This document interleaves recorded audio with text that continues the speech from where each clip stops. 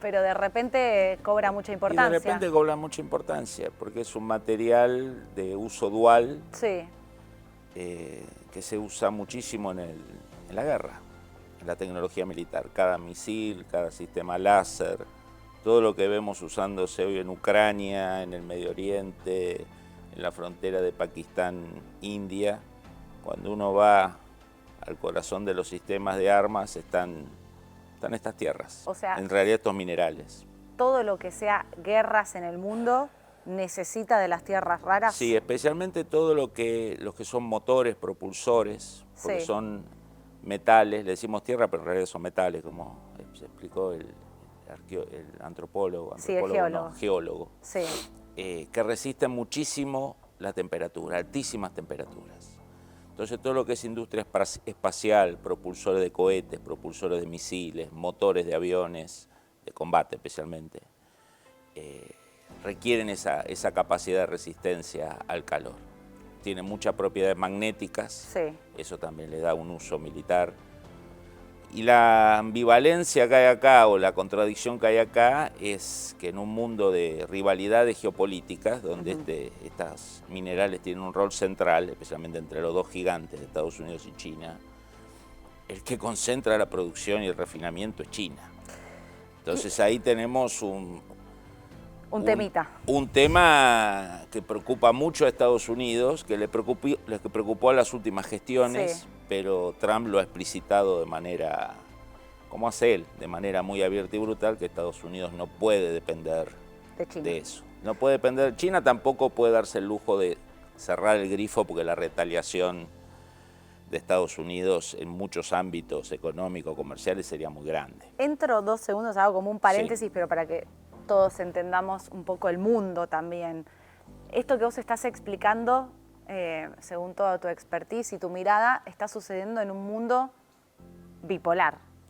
El poder está en dos, está en China y en Estados Unidos. Hoy dirías que es así. Mira, para Cata, poder entender un poco esta parte de conflicto tan grande entre Estados Unidos y China. lo que ha pasado es que hemos dejado atrás 20, 30 años de unipolaridad, Sí. donde Estados Unidos era el único gran actor del sistema. China lo confrontaba, Rusia se venía reconstruyendo. Bueno, acá en Argentina todos apoyábamos la privatización de YPF, en los 90 estábamos todos caminando por el consenso de Washington, después empezaron las veleidades de izquierda, cuando subieron los commodities, Estados Unidos se puso distraído en el Medio Oriente con Irak y Afganistán. Ese fin de la unipolaridad, Sí. para mitad de la biblioteca, ha derivado en un mundo multipolar. Todos los que son partidarios del sur global, los BRICS, la política exterior de Lula. Esta idea de que el mundo es súper multipolar, que está lleno de potencias y que todos tienen grandes márgenes de maniobra. La otra mitad de la biblioteca a la que pertenezco, creemos que no hay tanto margen de maniobra y que en realidad hay muchos animales peligrosos en la selva, Sí. pero hay solo un King Kong y un Godzilla. ¿Y esos son? Esos son Estados Unidos y China, claramente. Primero por PBI, por Sí. población, por poder militar, por control de temas tecnológicos. Y cuando se dice Rusia es el tercer actor. Bueno, Rusia hace 3 años y medio que está tratando de conquistar el 20% de Ucrania. Y no puede. Y no puede. Básicamente cada vez más tenemos influencia de China en nuestra vida. ¿Es de China o de Estados Unidos? En gran medida Estados Sí. Unidos desde siempre, y a veces incrementado, porque Estados Unidos no solo fue la gran potencia de los 40, los 50, los 60 y los 70, sino que después no solo no declinó, sino que fue la cabeza visible de la tercera revolución industrial. Todo el mundo de las computadoras, de los microchips, de los celulares, Estados Unidos lo lideró. Entonces, Estados Unidos no solo no bajó en su influencia en los últimos Sí. 80 años, sino que lo subió en la vida cotidiana.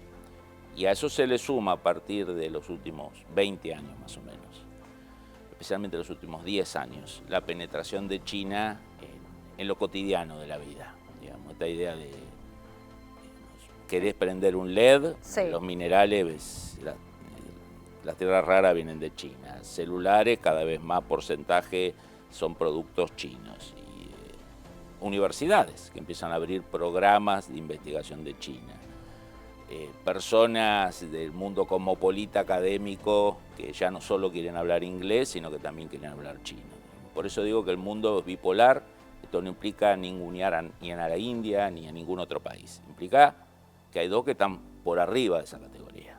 Bien, interesante, hice este paréntesis, Fabián, porque ahora sí quiero entrar un poco en tratar de entender, bueno, qué pasa en el mundo a raíz de esto, ¿no? Porque según lo que explicaba el geólogo, China concentra casi todo el mercado y Estados Unidos no juega ni en el ranking de los 5 países que más reservas tienen de tierras raras. ¿Cómo hace Estados Unidos, que produce tantas cosas que necesitan tierras raras? ¿Le pide a China? ¿Cómo se maneja? No, eso digamos? es un comercio. Pensá que las tierras raras en el año 2024 implicaron 6.000 millones de dólares. Sí. No es tanta plata.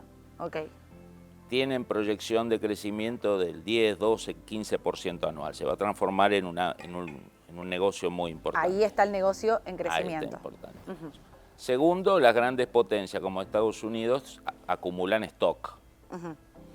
Digamos, no se quedan un día para el otro sin tierras raras. Porque es Estados Unidos. Se guarda, Sí. se guarda. Y en caso de crisis, como hace con el petróleo, Estados Unidos tiene millones de toneladas de petróleo guardadas en grandes depósitos para en caso de crisis. Lo mismo pasa con los minerales estratégicos. Pero si no tiene tanto, entiendo que le compra a China. Las empresas privadas, en gran medida, básicamente la industria de defensa y la industria tecnológica americana es privada. O sea, el que le compra son los privados. Obviamente, todo el aparato de industria de defensa americano privado en mucha relación con el aparato político de Estados Unidos. Bueno, pero por eso te digo, a ver, el ejército de Estados Unidos termina Depende de dependiendo las de tierras China. raras chinas, exactamente. Bueno, es un tema ese. Es un tema, por eso digo, a diferencia de la Guerra Fría entre la Unión Soviética y Estados Unidos, acá hay dos países que son rivales estratégicos que van a tratar de disputarse la hegemonía durante las próximas décadas si no hay un holocausto nuclear antes, esperemos que no. Pero que al mismo tiempo, a diferencia de Estados Unidos y la Unión Soviética, son los principales socios comerciales. El principal socio comercial de Estados Unidos es China. El principal comprador de productos de China es Estados Unidos. Entonces, por un lado va la competencia geopolítico-militar, cada vez más fuerte, y por el otro lado, a ver, hay 311.000 jóvenes chinos estudiando en la Universidad de Estados Unidos. Claro, es que por eso es difícil de verlo como Uno se imagina 300 soviéticos estudiando en la década del 60 en Estados Unidos. Claro. Bueno, acá tenemos 311.000 que después vuelven a China. Digamos, y son ingenieros. El ministro de Economía de China hasta hace poco tiempo era un PhD de Economía de Harvard. Entonces, es un entrelazado que no es tan fácil de comprender. Que no es tan fácil de comprender. Compiten, pero se necesitan para esa competencia. Bueno, por eso Estados Unidos está en un proceso, Trump lo hace con un hacha, el que lo suceda lo hará con un bisturí o con un tramontina, cada uno lo hará, pero el proceso de Estados Unidos es el desacople de ciertos temas entre China y Estados Unidos. A ver, explícame ahí. ¿Qué quiere el desacople hacer es no Trump depender de China de ciertas cosas. Por ejemplo, uno de los temas en que Estados Unidos no quiere depender es aluminio y acero. En otra cosa que Estados Unidos no quiere depender es en microchips. Otra cosa que Estados Unidos no quiere depender es en tierras raras. ¿Por qué no quiere depender? Porque, como dijo el secretario de Estado Rubio la semana pasada, en caso de guerra, China no va a cortar eso. Entonces, como no descartamos un conflicto con China o una guerra con China, las subas masivas de aranceles de los últimos meses es una sublimación de la guerra.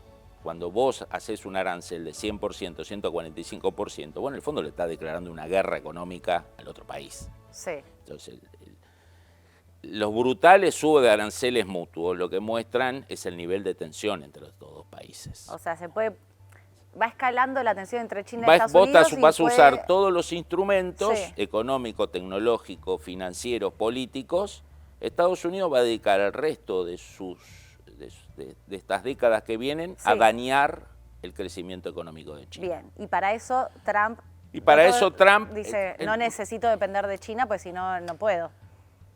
No solo Trump lo hace de manera brutalmente abierta y sin filtro.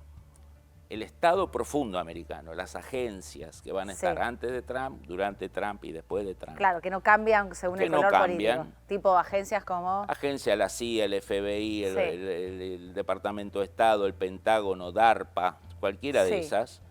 El objetivo es ir reduciendo la dependencia de China, Perfecto. de todos los lugares estratégicos para la defensa y la seguridad nacional de Estados Unidos.